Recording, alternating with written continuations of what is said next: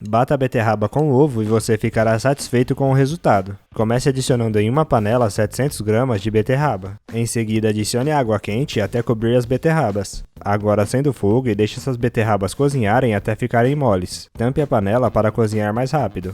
Este é o ponto ideal, uma beterraba cozida. Você já pode apagar o fogo e levar essas beterrabas para escorrer a água.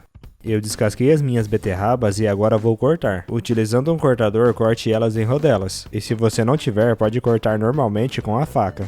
Após ter cortado, passe essas beterrabas para dentro de uma tigela grande. Os ingredientes e o modo de fazer dessa receita vai estar descrito aqui nos comentários, passo a passo. Em seguida, adicione 3 ovos inteiros. Adicione também meia xícara de chá de açúcar. E com a ajuda de um mixer, você vai bater tudo isso muito bem até que se homogeneize por completo. E se você não tiver um mixer, pode bater tudo no liquidificador. Deixe aqui nos comentários a cidade de onde você está assistindo. Eu quero te mandar um grande abraço e te agradecer por ter compartilhado essa receita. Adicione também 200 ml de leite. Acrescente 100 ml de óleo. E com um mixer ou um fouet, você vai bater tudo isso muito bem. Agora, com a ajuda de uma peneira, vamos adicionar 2 xícaras de chá de farinha de trigo. Pegue um fouet ou uma espátula e misture tudo isso muito bem até que essa farinha se misture por completo.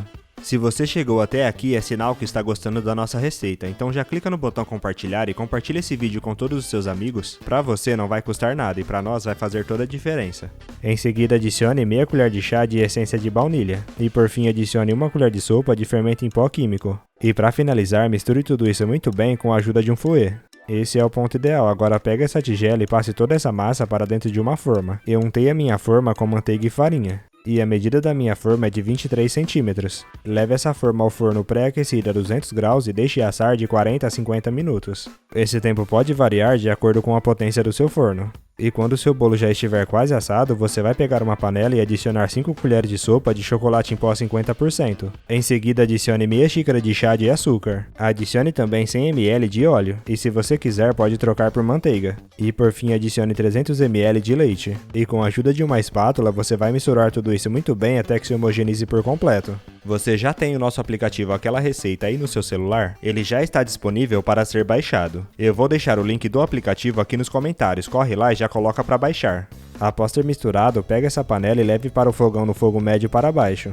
E com a ajuda de uma espátula, você vai misturar tudo isso sem parar até que levante fervura. E quando levantar fervura, você pode parar de misturar e apagar o fogo. Esse vai ser o ponto ideal.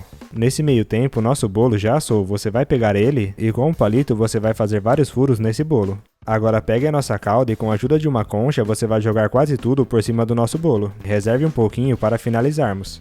Após ter jogado a calda, você vai deixar esse bolo descansar por 1 hora. Depois desse tempo, você vai desenformar ele em um prato.